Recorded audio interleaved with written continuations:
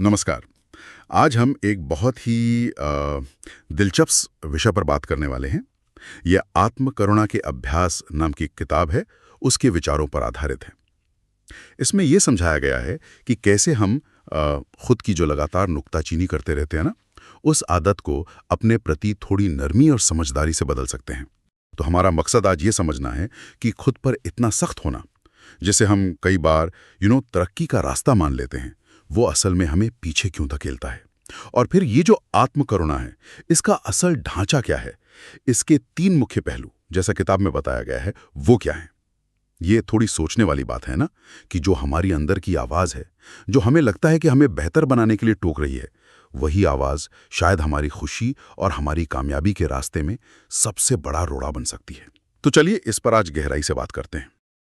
तो किताब की शुरुआत होती है एक बहुत ही जानी पहचानी सी भावना से।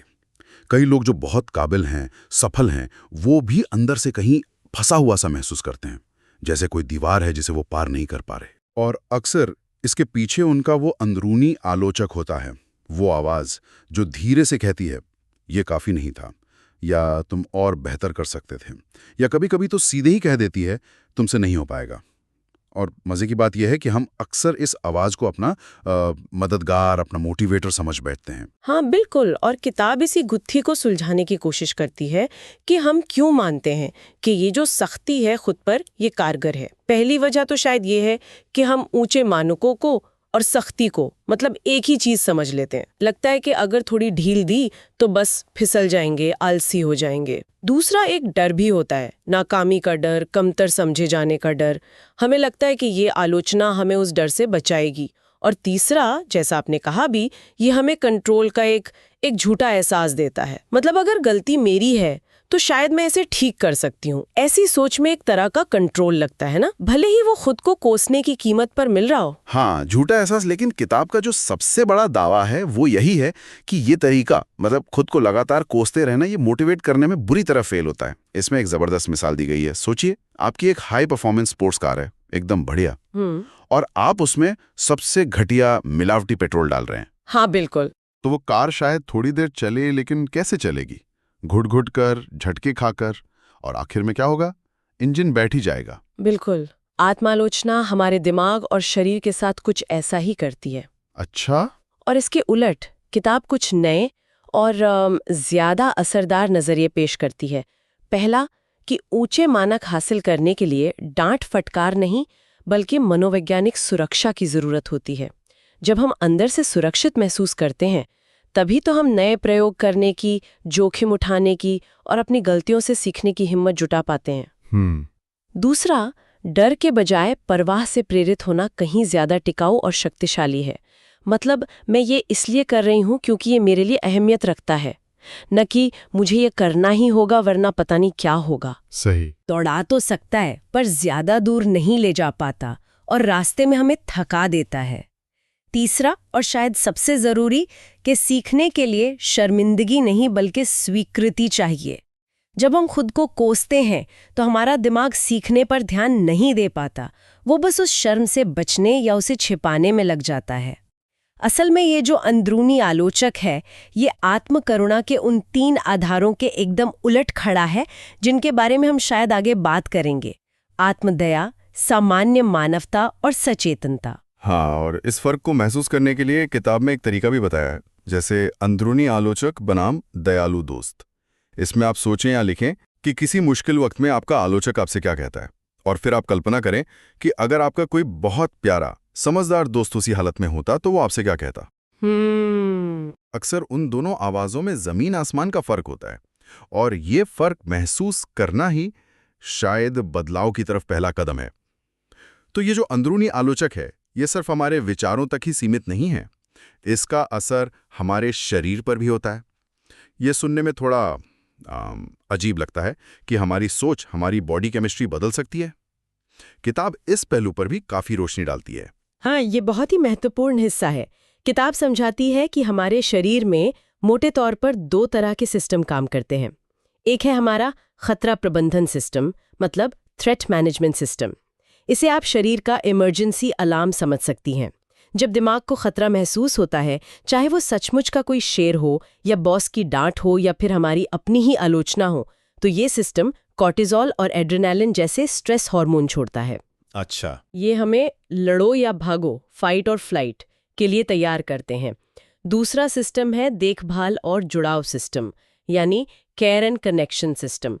जब हम सुरक्षित महसूस करते हैं, किसी से जुड़ाव महसूस करते हैं या खुद पर नरमी दिखाते हैं, तो ये सिस्टम ऑक्सीटोसिन जैसे हार्मोन छोड़ता है। ऑक्सीटोसिन। हाँ, जो हमें शांत करते हैं, जुड़ाव महसूस कराते हैं और तनाव कम करते हैं। और सबसे चौंकाने वाली बात जो किताब बताती है वो ये है कि हमारा दिमाग, खासकर उसका जो पुराना हिस्सा है, एमिगडाला जिसे कहते हैं, वो भारी खतरे और अंदरूनी खतरे, मतलब हमारी अपनी सख्त आलोचना, इसमें ज्यादा फर्क नहीं कर पाता। बिल्कुल सही। जब हम मन ही मन खुद को कहते हैं तुम कितने बेवकूफ हो, तो दिमाग का खतरे वाला अलार्म ठीक वैसे ही बज सकता है जैसे सड़क पर अचानक कोई तेज गाड़ी देखकर बजता है। बिल्कुल। और इसका नतीजा ये होता है कि अगर हम लगातार खुद की आलोचना करते रहते हैं, तो हमारा शरीर मानो एक स्थायी रूप से हल्की सी लड़ो या भागो की स्थिति में बना रहता है। वो खतरे वाला सिस्टम हमेशा थोड़ा बहुत एक्टिव रहता है। जैसे कोई अलार्म धीमे धीमे बजता रहे। हाँ, बिल्कुल। जैसे घर का स्मोक अलार्म बिना आग के भी धीमे धीमे बीप करता रहे।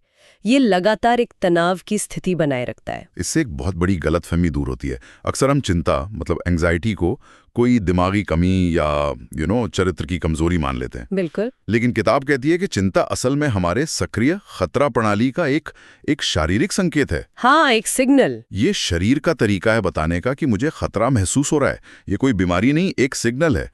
और जब लगातार कोर्टिसोल का लेवल बढ़ा रहता है, तो इसका असर हमारी याददाश्त पर, हाँ। हमारी नींद पर, हाँ। और यहाँ तक कि हमारी बीमारियों से लड़ने की ताकत, इम्यून सिस्टम पर भी बढ़ता है। बिल्कुल। वो जो हर वक्त थका थका सा लेकिन अंदर से बेचैन महसूस होता है ना, वो अक्सर इसी का नतीजा हो सकता है। सही कहा। और दूसरी धारणा जो ये किताब बदलती है वो ये है कि शांति या सुकून सिर्फ एक भावना नहीं है जिसका हम इंतजार करें कि वो अपने आप आ जाएगी। ये एक हुनर है, एक स्किल है जिसे हम सीख सकते हैं और विकसित कर सकते हैं। अच्छा। हाँ, हम जानबूझकर अपने देखभाल और जुड़ाव सिस्टम को सक्रिय करना सीख सकते हैं। उदाहरण के लिए किताब में बताया गया है कि खुद पर दया दिखाने के छोटे छोटे शारीरिक काम भी मददगार हो सकते हैं, जैसे अपने दिल पर धीरे से हाथ रखना। ये सुनने में शायद अजीब लगे, पर रिसर्च बताती है कि ऐसा करने से ऑक्सीटोसिन रिलीज हो सकता है, जो कॉर्टिसोल के असर को कम करता है और हमें शांत महसूस कराता है। शरीर की भाषा में एक सुरक्षा का इशारा। बिल्कुल। किताब में इसके लिए एक छोटा सा अभ्यास भी है जिसे आत्म करुणा ब्रेक कहा गया है, सेल्फ कंपैशन ब्रेक। इसके 3 कदम हैं। पहला, अपनी तकलीफ को स्वीकार करना और उसे महसूस करना। ये सचेतनता है, बस ये मानना कि हाँ, इस वक्त मुझे दुख हो रहा है, यही मुश्किल है। दूसरा, खुद को याद दिलाना कि तकलीफ और अपूर्णता जीवन का हिस्सा है और आप अकेले नहीं हैं जो ऐसा महसूस कर रहे हैं। यह सामान्य मानवता है। और तीसरा, खुद के प्रति कुछ दयालु शब्द कहना या कोई सुकून देने वाला स्पर्श करना, जैसे हाथ थपथपाना। यह हुई आत्मदया। यहाँ एक और दिलचस्प बात का जिक्र है जिसे बैकड्राफ्ट कहा गया है। बैकड्राफ्ट? हाँ, कभी-कभी जब हम पहली बार खुद पर मेहरबान होने की कोशिश करते हैं, तो अचानक बहुत सारा दबा हुआ दर्द या दुख उभर आता है और हमें पहले से भी ज्यादा बुरा लगने लगता है। ये कुछ वैसा ही है जैसे किसी बंद कमरे में आग सुलग रही हो और आप अचानक खिड़की खोल दें तो आग भभक उठती है। अच्छा। कर रहे हैं जो पहले से ही अंदर मौजूद था पर दबा हुआ था। समझ गया। ये प्रक्रिया का हिस्सा हो सकता है। तो हमने समझा कि ये सिर्फ सोच की बात नहीं, इसके पीछे पूरा विज्ञान है। लेकिन फिर भी लोग हिचकिचाते हैं। कुछ आम गलतफहमियां हैं, है ना? जैसे कि कहीं ये खुद पर तरस खाना तो नहीं, सेल्फ पिटी, या कहीं ये बहाना बनाकर मजे करना तो नहीं, सेल्फ इंडल्जेंस, या फिर कहीं इससे हम अपने लक्ष्य या स्टैंडर्ड्स ही कम ना कर दें। ये डर अक्सर लोगों को इसे अपनाने से रोकते हैं। हाँ, बिल्कुल। और किताब इन डर को सीधे संबोधित करती है और बहुत साफ फर्क बताती है। पहला, आत्मदया बनाम आत्मतरस। देखिए, आत्मतरस कहता है बेचारा मैं, और हमें दुनिया में सबसे ज्यादा दुखी महसूस कराता है, दूसरों से कटा हुआ। ये हमें एक विक्टिम की भूमिका में डाल देता है। जबकि आत्मकरुणा कहती है हाँ, ये दुख का पल है और ये हमें याद दिलाती है कि दुख जीवन का हिस्सा है जिससे हम सब गुजरते हैं। ये हमें अलग थलग नहीं बल्कि बाकी इंसानों से जोड़ती है। किताब में एक बच्चे का उदाहरण है जिसके घुटने में चोट लग जाती है। आत्मतरस वो बच्चा है जो बस रोता रहता है कि मेरे साथ ही ऐसा क्यों हुआ, मुझे सबसे ज्यादा दर्द हो रहा है। आत्मकरुणा वो समझदार माँ बाप हैं जो कहते हैं हाँ बेटा चोट लगी है, दर्द हो रहा है, फिर उसे प्यार से सहलाते हैं, मरहम लगाते हैं और आगे बढ़ने में मदद करते हैं। अच्छा उदाहरण है। दूसरा फर्क है आत्मभोग बनाम आत्मकरुणा, सेल्फ इंडल्जेंस बनाम सेल्फ कंपैशन। आत्मभोग का मतलब है पल भर के मजे के लिए वो करना जो शायद लंबे समय में हमारे लिए अच्छा ना हो, जैसे बहुत स्ट्रेस में होने पर चॉकलेट का पूरा डब्बा खा जाना। हाँ, होता है। ये उस पल शायद अच्छा लगे पर बाद में सेहत के लिए ठीक नहीं। आत्मकरुणा हमसे सवाल पूछती है, इस मुश्किल घड़ी में मेरे लिए सचमुच सबसे ज्यादा मददगार और सेहतमंद क्या होगा? मेरे शरीर और मन को वास्तव में किस चीज की जरूरत है? कभी कभी जवाब आराम करना हो सकता है, लेकिन कई बार जवाब हरी सब्जी खाना या सैर पर जाना भी हो सकता है, वो काम जो लंबे समय में हमारे भले के लिए हो। और तीसरा डर कि स्टैंडर्ड्स कम हो जाएंगे। हाँ, निम्न मानक बनाम आत्मकरुणा। ये एक बहुत बड़ा डर है कि अगर हम खुद पर सख्त नहीं होंगे तो हम ढीले पड़ जाएंगे, मेहनत करना छोड़ देंगे। लेकिन किताब कहती है कि आत्मकरुणा का मतलब अपने लक्ष्य छोड़ देना नहीं है, बल्कि जब हम लक्ष्य तक नहीं पहुंच पाते या गलती करते हैं तब खुद के साथ कैसा बर्ताव करते हैं उसे बदलना है। अच्छा। और मजे की बात यह है कि रिसर्च असल में ये दिखाती कि जो लोग खुद पर ज्यादा दया दिखाते उनके मानक अक्सर ऊंचे होते हैं। अरे, ये तो उल्टा है। हाँ, ऐसा इसलिए क्योंकि वे असफलता से डरकर जम नहीं जाते। उन्हें पता होता है कि अगर वे गिरे भी तो खुद को संभाल लेंगे, इसलिए वे ज्यादा कोशिश करने और अपनी गलतियों से सीखने के लिए ज्यादा तैयार रहते हैं। उनकी अपनी कीमत, सेल्फ वर्थ हर वक्त दांव पर नहीं लगी होती। इन बारीक फर्कों को सिर्फ दिमाग से नहीं बल्कि महसूस करने के लिए किताब में एक अभ्यास भी है। अंतर स्पष्टीकरण अभ्यास कह सकते हैं इसे। इसमें आप किसी हालिया चुनौती या गलती के बारे में सोचते हैं, फिर आप लिखते हैं या सोचते हैं कि इस बारे में आत्मतरस की आवाज क्या कहेगी, हाय मैं बेचारा टाइप। फिर लिखते हैं कि आत्मभोग का नजरिया क्या होगा, छोड़ो यार सब मजे करते हैं। और आखिर में लिखते हैं कि आत्मकरुणा की आवाज क्या सलाह देगी। ठीक है, गलती हुई पर अब आगे क्या, अपना ध्यान कैसे रखें।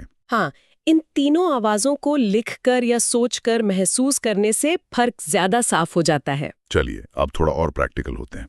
किताब में एक सेक्शन है अभ्यास प्रयोगशाला। वो जो 3 आधार हमने सुने थे, आत्मदया, सामान्य मानवता और सचेतनता, अब उन्हें असल में कैसे करें ये बताया जाता है। तो पहले आत्मदया और सामान्य मानवता पर थोड़ी और गहराई से बात करते हैं। जी, आत्मदया यानी सेल्फ काइंडनेस के बारे में किताब कहती है कि ये सिर्फ एक एहसास नहीं है, बल्कि एक सक्रिय काम है, एक एक्शन है।